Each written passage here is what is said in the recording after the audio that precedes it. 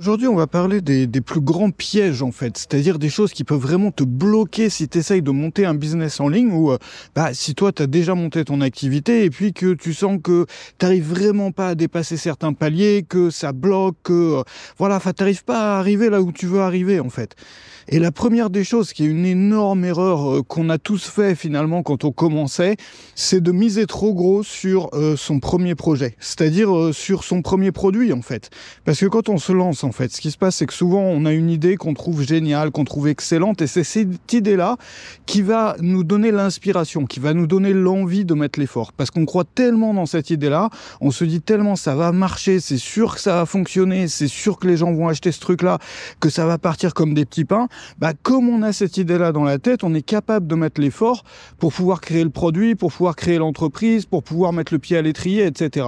Le problème, c'est quoi? C'est que c'est rarement le premier produit qui marche le mieux. C'est rarement même le premier business, la première idée qui marche le mieux. Regarde parmi les entrepreneurs les plus connus ou ceux dont tu as entendu parler qui ont eu le plus de succès. Bon, il n'y en a quasiment aucun d'entre eux qui a réussi grâce à sa première idée, en fait. Ça n'existe pas.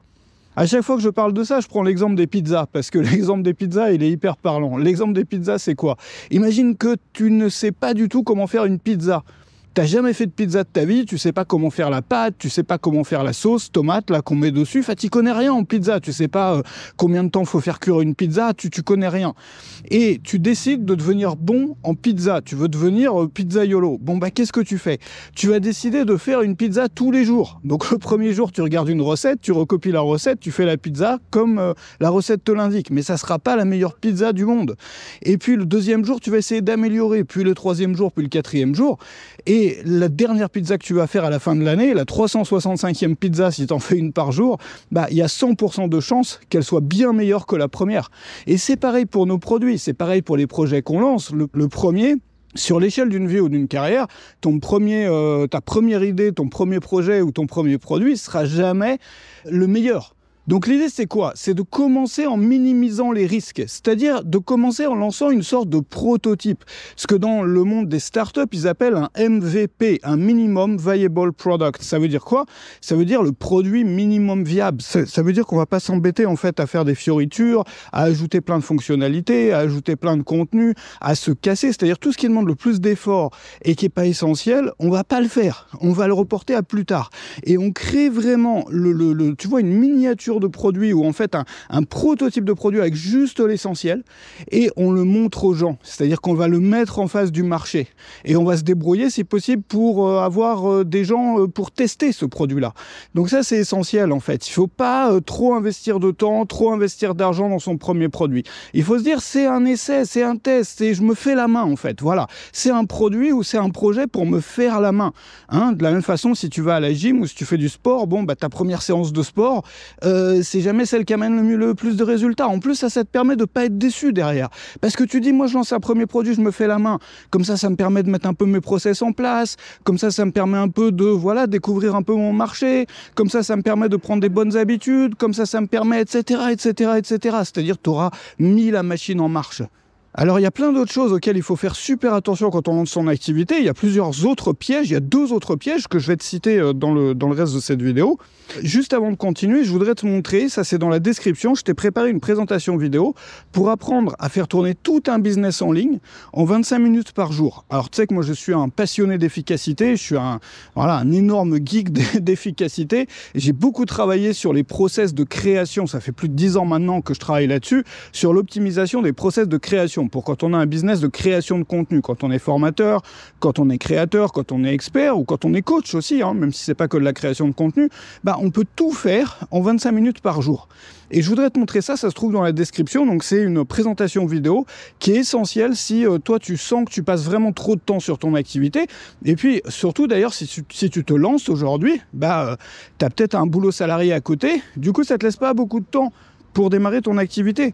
Parce qu'il ne te reste plus que les soirées, que les week-ends, et c'est pas facile. Donc l'idée c'est quoi? C'est que tu vas avoir les bases, et c'est dans la description cette présentation vidéo, qui vont te permettre de faire tourner tout l'essentiel d'un business, c'est-à-dire tu vas avoir des formations régulières, tu vas avoir des pages de vente, des lancements de produits, des mailings, tout ça, avec un système ultra optimisé pour que tout rentre sur 25 minutes par jour. Alors ça demande juste d'oublier tout ce qu'on a appris sur l'efficacité, bien entendu, sur l'organisation, parce que les méthodes d'organisation classiques sont pas compatibles avec les systèmes d'efficacité radicale, moi, que j'enseigne, qui permettent d'aller beaucoup plus vite que tout ce qu'on peut apprendre ailleurs et toutes les méthodes, les approches classiques, si tu veux, de la productivité.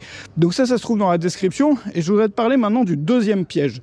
Alors le deuxième piège et la deuxième erreur, quand on démarre, c'est de se mettre à 50%, 50-50 en fait, avec son meilleur ami ou avec un pote de business ou avec un pote d'enfance. Ça, on voit ça beaucoup.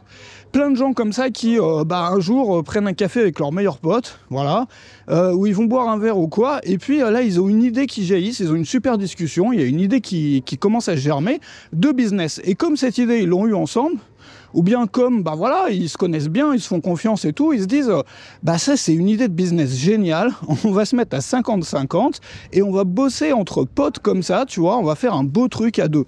Le problème, c'est que la plupart du temps, ça ne marche pas, et c'est même l'une des plus grosses causes de galère, en fait, dans une activité au début, et ça peut même t'empêcher de décoller. Pourquoi ? Parce que quand on est à 50-50, il y a toujours l'un des deux qui va avoir l'impression de travailler plus que l'autre. Surtout si les tâches de chacun, les centres, les domaines, si tu veux, de responsabilité de chacun, n'ont pas été bien définis. Et donc, du coup, si tout le monde dans l'entreprise fait un peu de tout, tu vois, on se lève le matin, on voit ce qu'il faut faire et puis on le fait, il y en aura toujours un moment qui va se casser plus que l'autre. Ça peut être l'un et puis ça peut être l'autre, tu vois, à des moments différents. Le problème, c'est que ça crée du ressentiment. C'est-à-dire qu'au bout d'un moment, il y en a l'un des deux qui va commencer à en avoir marre. Et puis après, ça va être l'autre qui va en avoir marre. Et même parfois, quand c'est celui qui en fait le moins de travail, il peut ressentir que l'autre est en train de le stresser, quoi. Et voilà, arrête de stresser comme ça, on n'a pas besoin de travailler autant, moi j'ai monté ce business-là pour pouvoir me détendre. Voilà, tu vois, il peut y avoir ce problème-là, et puis aussi vis-à-vis de l'argent. Parce que, bien entendu, dans une entreprise, les compétences qui apportent le plus d'argent, c'est pas forcément celles qui demandent le plus d'efforts. Et du coup, par exemple, imagine que tu t'associes avec quelqu'un qui est très bon en vente, et puis toi, tu as une autre compétence. Une compétence sur laquelle, tu vois, tu travailles beaucoup. C'est-à-dire, toi, quand tu bosses pour ta boîte, tu t'y mets, c'est des longues heures et tout. Par contre, ton pote qui est bon en vente, il bosse pas beaucoup. Par contre, il ramène des clients, mais à fond, quoi. Et le problème, c'est quoi ? C'est que du coup, dans un schéma comme ça, il y en a l'un des deux qui peut, au bout d'un moment, trouver ça injuste, que lui, il met tout cet effort. Ou bien l'autre qui dit, pourquoi tu me pousses à bosser comme ça ? Attends, détends-toi, moi je ramène tous les clients, je peux bien te détendre pendant que tu bosses, en fait, tu vois.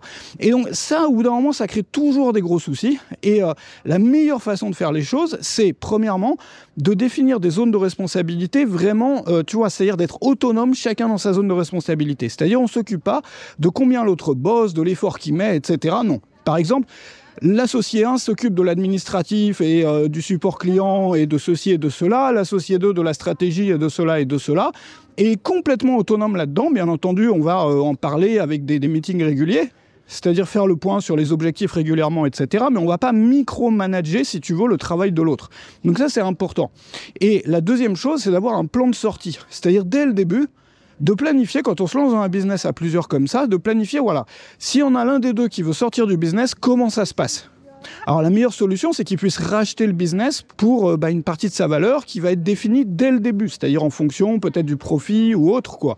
Mais il faut qu'il y ait une formule, quelque chose de fixe, qui soit marqué sur papier pour que chacun se sente libre et puis puisse, si un jour il a envie de partir dans de bons termes. Parce que le gros souci de ça, c'est que ça peut casser des amitiés. C'est-à-dire, il y a plein de gens qui ont démarré comme ça un business avec leurs meilleurs potes, et à la fin de cette aventure-là, s'ils se sont mis à 50-50 et qu'ils ont fait toutes ces erreurs-là, ils étaient plus amis du tout, ils pouvaient plus se voir, et ça brise des amitiés, en fait. La troisième erreur, c'est de s'attacher émotionnellement à ses produits. Ça veut dire quoi ? Il y a plein d'entrepreneurs, surtout quand on débute, qui mettent tellement d'efforts, en fait, dans la création d'un produit, que, si le produit ne marche pas, c'est une catastrophe internationale, le truc, intergalactique. Ils en volent à la terre entière, ils pensent que les gens sont des ingrats, que la clientèle ne voit pas leur vraie valeur. Enfin, tu vois, si tu fais ça, après, tu pars dans un cycle d'autodestruction, c'est très mauvais. Et la clé, c'est de voir tes produits comme des choses qui sont absolument jetables, en fait. En fait, tes produits, tu les vois comme des expériences, comme des tests. Tu t'attaches pas émotionnellement. Par contre, au bout d'un moment, si ton produit marche ou s'il y a un certain type de format de produit qui a tendance à marcher à chaque fois, là, tu peux commencer à t'attacher à tes produits. Mais ne le fais pas avant. Parce que sinon, tu vas te ruiner le mental, tu vas vivre dans l'aigreur parce que tu vas être complètement aigri, en fait, frustré, quoi. Parce que tu vas avoir l'impression d'avoir une valeur personnelle qui n'est pas reconnue. Enfin, tu vois, tout ce qu'on peut entendre quand on parle des entrepreneurs comme ça, qui s'attachent trop à leurs produits. Voilà, enfin, ils sont pas heureux. Hein. Ils sont pas heureux parce que s'ils aiment leurs produits, ils mettent tout leur cœur dedans, puis que ça marche pas, c'est pas joli à voir. L'autre piège, c'est, surtout quand on démarre, c'est l'overdose de contenu. Alors bien entendu, quand on démarre, on veut se former. Donc on regarde un peu partout, tous les créateurs, qu'est-ce qu'ils racontent, tous les bouquins, toutes les formations, etc. Le problème, c'est que si tu suis du contenu sur le business ou sur le marketing de façon, trop, tu vois, sur un champ trop large, ça a tendance à t'électrocuter le cerveau parce qu'ils ont chacun des approches différentes. Donc du coup, au bout d'un moment, tu sais même plus quoi faire, dans quel sens aller ou quoi. Et la clé pour sortir de ça, c'est de choisir ce que j'appelle des guides. C'est-à-dire, tu choisis quelques créateurs ou quelques experts et tu vas aller vraiment en profondeur dans leur contenu. C'est-à-dire, tu vas regarder même leurs très anciennes vidéos, tu vas acheter tous leurs bouquins et tout étudier. Et tu vas complètement ignorer le reste. Et tu peux choisir des guides comme ça selon les domaines ou les sous-thématiques. C'est-à-dire, par exemple, tu fais la liste de toutes les choses sur lesquelles il faut que tu te formes. Par exemple, pour te former à la vente. Par exemple, pour te former à la création de produits. Par exemple, des experts pour te former à l'acquisition d'audience. Des experts pour, la prise de parole ou autre chose. Et tu vas aller à fond dedans et tu vas complètement ignorer tout le contenu de surface. Et tu vas réduire le nombre de créateurs, donc du coup, que tu suis. Ça permet de t'apaiser. Et puis, ça te permet aussi d'avoir accès aux bonnes infos, en fait. C'est la seule façon de trouver les bonnes infos. Alors, si tu souhaites continuer, regarde dans la description, je t'ai préparé ça, un plan d'action en 25 minutes par jour pour tout faire dans une activité de contenu un peu comme la mienne, mais en réduit. C'est-à-dire tu vas pouvoir sortir un nouveau produit tous les mois. Donc une nouvelle formation avec sa page de vente, avec son lancement de produit, faire des vidéos, enfin absolument tout ce qu'il faut pour faire tourner un business en appliquant les principes de l'efficacité radicale pour réduire ton temps de travail à 25 minutes par jour. Si tu peux donner 25 minutes de ton temps tous les jours à ton business en suivant cette méthodologie-là, derrière, tu as un truc qui tourne. Enfin, je veux dire, tout le contenu, il est fait, quoi. Le machin, il tourne. Et il y a voilà, tout le reste, en fait, tu peux le faire à côté. C'est-à-dire te former, c'est-à-dire réfléchir à tes nouvelles idées, tester de nouvelles choses, mais la base est là. C'est-à-dire tu peux déjà gagner ta vie avec ton truc. Bon. Donc ça, c'est important que tu passes pas à côté de ça si tu as tendance à avoir la tête qui part dans tous les sens, que tu n'as pas beaucoup de temps, que tu as vraiment besoin de te focaliser, vraiment avoir cette base de travail, tu vois, tous les jours, qui te permet de faire tourner ton business pour pouvoir libérer énormément de temps pour le reste. Ça se trouve dans la description.